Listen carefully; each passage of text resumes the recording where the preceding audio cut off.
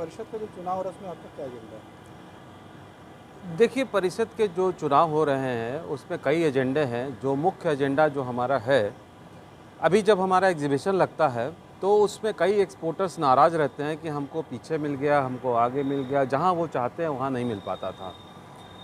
क्योंकि परिषद ने पहले कहा था कि फर्स्ट कम फर्स्ट बेसिस पे हम लोग देंगे, लेकिन उससे भी जो पारदर्शिता नहीं होने के कारण मेंबर्स हमारे संतुष्ट नहीं थे। इसलिए हम लोगों ने ये सोचा है कि अगर हम चुनाव जीत के आते हैं परिषद में, तो हम एक ऐसा सिस्टम लगाएं, यहाँ पे शुरुआत करेंगे जिसमें जो मेंबर है पेमेंट करने के बाद स्वयं ही, जैसे हम वेब चेक इन करते हैं और अपने सीट को स्वयं चूज़ करते हैं फ़्लाइट्स में, वैसे ही एक पासवर्ड मिलने के बाद, आपके पेमेंट करने के बाद एक पासवर्ड मिलेगा जिसको डाल के आप वहाँ एंटर करके पूरे हॉल को देख सकते हैं, फ्री स्टॉल्स जो हैं उसको देख सकते हैं और अपने मन मुताबिक उसको चुन सकते हैं। तो एक ये बहुत ही बड़ा मुद्दा है।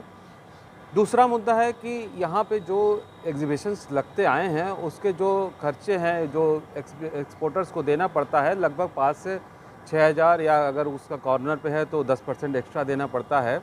तो हम लोगों ने ये डिसाइड किया है, और हमने, चूँकि मैं गोवा रह चुका हूँ और हमने उसको गंभीरता से स्टडी भी किया है, तो इस नतीजे पे पहुँचा हूँ कि यहाँ पे एक्सपो मार्ट में होने वाले एग्जीबिशन में हम लगभग जो स्टैंड हैं पर स्क्वायर मीटर 2,000 रुपये में हम मेंबर्स को ऑफ़र कर सकते हैं। 2,000 रुपये पर स्क्वायर मीटर में हम ऑफ़र कर सकते हैं। इससे कम ही होगा, ज़्यादा नहीं होगा। ये हमारे कैलकुलेशन के हिसाब से है, और जिसको हम प्रूफ करके भी दिखाएंगे और पब्लिक को दे के भी दिखाएंगे। तीसरा जो बहुत ही अहम मुद्दा है वो है ब्रांडिंग का। प्रोडक्ट के हमारे जो सेल होता है, जो हम सेल करते हैं, हम उसको नो नेम प्रोडक्ट के हिसाब से बेचते हैं। इस वजह से हमें उसका वैल्यू नहीं मिल पाता है।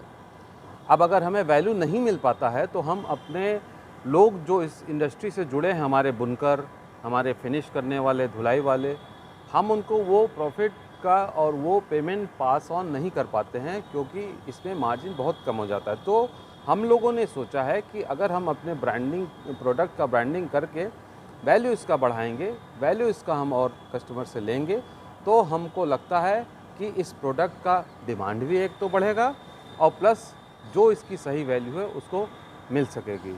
ये हमारे जो मुद्दे हैं, और बाकी मुद्दे हमने आपको दिए भी हैं, जो हमारे पैम्फलेट में छपे हैं। 9 मुद्दे हैं जो हम जिस पे हम काम करेंगे, एजेंडे हैं, और हमको लगता है कि समय समय पे अगर मेंबर्स का जो डिमांड रहा उसको भी हम लोग सर, आप उसमें पिछली बार